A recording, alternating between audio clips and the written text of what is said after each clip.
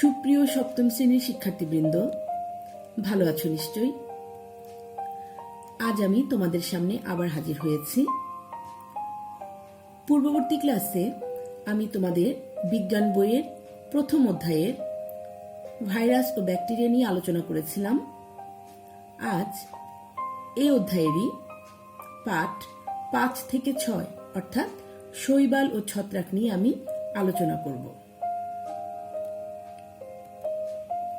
শিক্ষার্থীরা, আজকে এই ক্লাস তোমরা যদি ভালো করে লক্ষ্য করো তাহলে তোমরা যা শিখতে পারবে তা হলো তোমরা শৈবাল ও ছত্রাকের বৈশিষ্ট্য বর্ণনা করতে পারবে,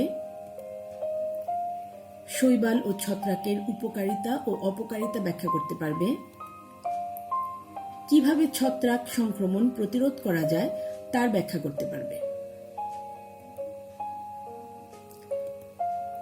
শিক্ষার্থীরা, নিচে দুটি চিত্র দেয়া হলো, চিত্র দুটি তোমরা খেয়াল করো। এটি কিসের চিত্র? একটি হচ্ছে শৈবাল এবং আরেকটি হচ্ছে ছত্রাক। চিত্র দুটি দেখে নিশ্চয়ই তোমরা চিনতে পেরেছ এটি হচ্ছে শৈবাল এবং ছত্রাকের ছবি।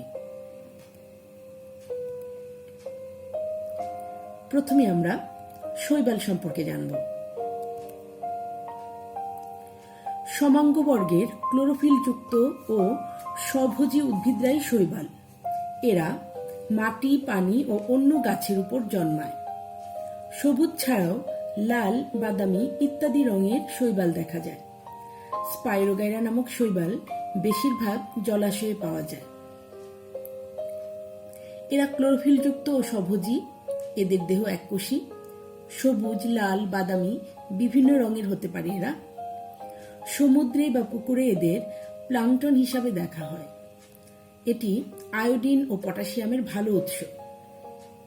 দেখো, এখানে কিছু শৈবালের ছবি দেওয়া হলো। সবুজ শৈবাল, বাদামি শৈবাল, লাল শৈবাল।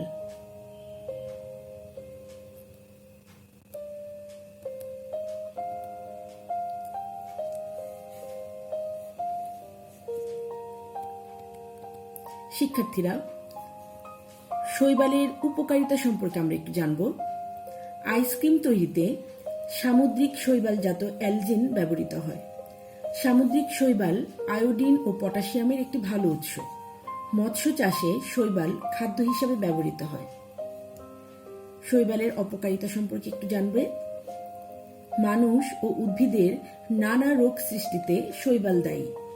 যেমন এক ধরনের শৈবাল চা পাতার রেড ব্লাস্ট রোগ সৃষ্টি করে। রেড রাস্ট নামক একটি রোগ সৃষ্টি করে। জলাশয়ে শৈবালের আধিক্য দেখা দিলে জলজ প্রাণী ও মাছ অক্সিজেনের অভাবে মারা যেতে পারে।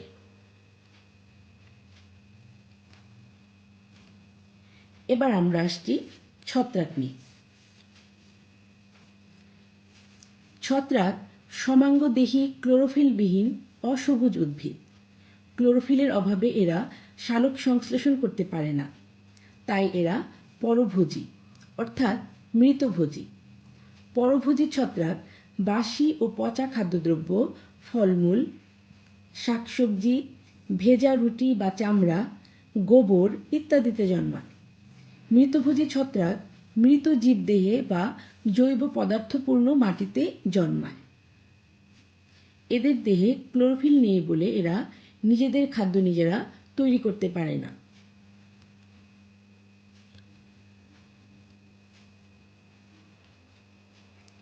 শিক্ষার্থীরা, এখানে দুটি ছবি দেওয়া হলো। একটি হচ্ছে শৈবাল এবং একটি হচ্ছে ছত্রাক। তোমাদেরকে আমি একটি প্রশ্ন করছি, তোমরা এদের মধ্যে কোনটি খাদ্য তৈরি করতে পারে এবং কেন, এটির উত্তর করবে। পারবে না? নিশ্চয়ই পারবে।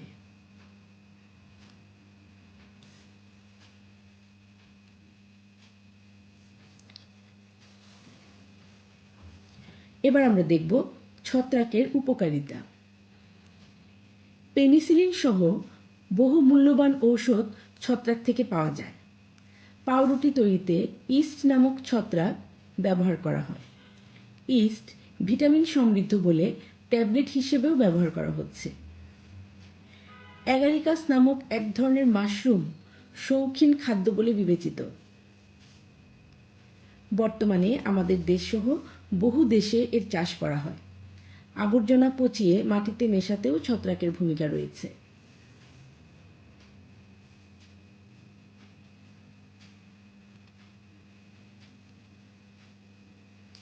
এখানে ছবি দেওয়া হলো ছত্রাকের বিভিন্ন উপকারিতার ছবি। এবার ছত্রাকের অপকারিতা। মানুষ, জীবজন্তু ও উদ্ভিদের বহু রোগের জন্য দায়ী এই ছত্রাক। দাঁত, ছুলি ও মানুষের শ্বাসনালীর প্রদাহ ছত্রাকের সংক্রমণে হয়ে থাকে।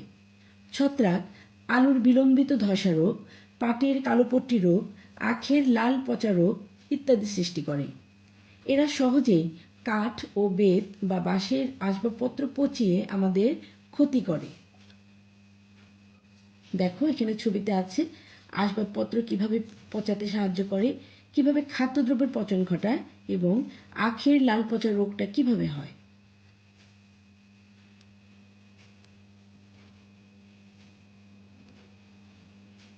এবার তোমাদের আরেকটা কাজ দেওয়া হলো, এখানেও শৈবাল এবং ছত্রাকের ছবি দেওয়া আছে। তোমরা লিখবে জীবজগতে এই উদ্ভিদগুলোর গুরুত্ব কি, অর্থাৎ জীবজগতে উদ্ভিদগুলোর গুরুত্ব আলোচনা করো। এই প্রশ্নটিও তোমরা খাতায় লিখে নাও।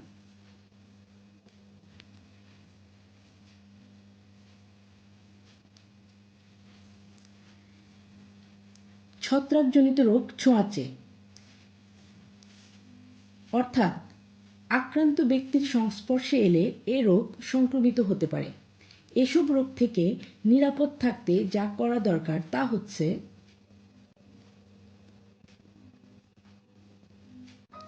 ছত্রাকজনিত রোগে আক্রান্ত ব্যক্তির ব্যবহৃত জিনিসপত্র, কাপড় চোপড় ইত্যাদি ব্যবহার না করা।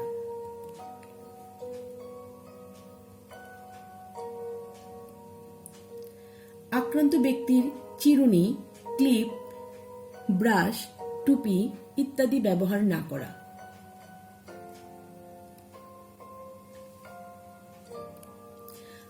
আক্রান্ত ব্যক্তি যেখানে চলাফেরা করে সেখানে খালি পায়ে না হাঁটা। আক্রান্ত ব্যক্তির সাথে মেলামেশার পর সাবান দিয়ে হাত পরিষ্কার করা।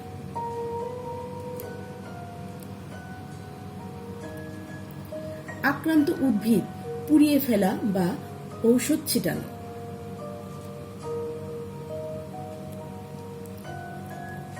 শ্বাসনালীর সংক্রমণ হলে লবণ পানিতে কুলি করা। এগুলি ছিল ছত্রাক সংক্রমণ প্রতিরোধকরণ, অর্থাৎ ছত্রাক সংক্রমণ প্রতিরোধ করতে হলে আমাদের কি কি করতে হবে সেগুলি চিত্রের মাধ্যমে তোমাদেরকে দেখানো হলো।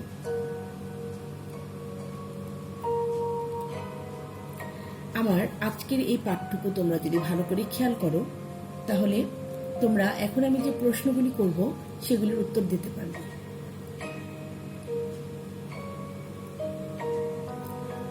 ক চিত্রটির অর্থনৈতিক গুরুত্ব লিখো। ক চিত্রটি কি সেটি আগে তোমরা চিন্তা করবে, তারপর এটির অর্থনৈতিক গুরুত্ব লিখবে।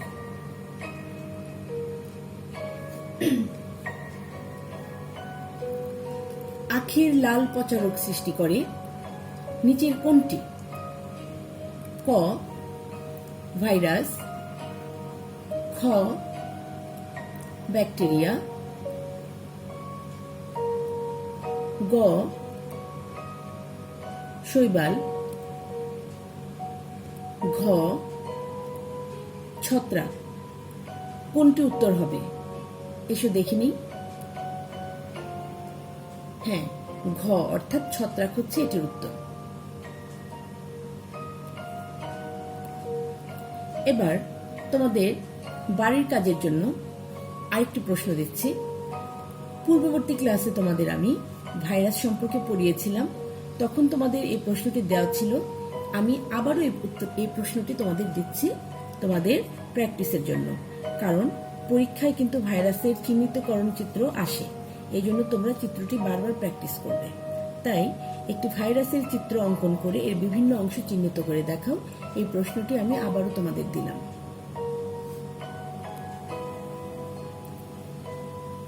শিক্ষার্থীরা, আজকের ক্লাস এখানেই শেষ করছি।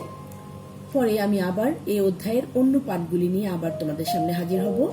আজকের ক্লাসে যা পড়ালাম এগুলি বাসায় ভালো করে পড়বে এবং হোমওয়ার্কটা ঠিকমতো করবে। সবাই ভালো থাকবে, সুরক্ষিত থাকবে এবং ভালো করে পড়াশোনা করবে। সবাইকে অসংখ্য ধন্যবাদ। আল্লাহ হাফেজ।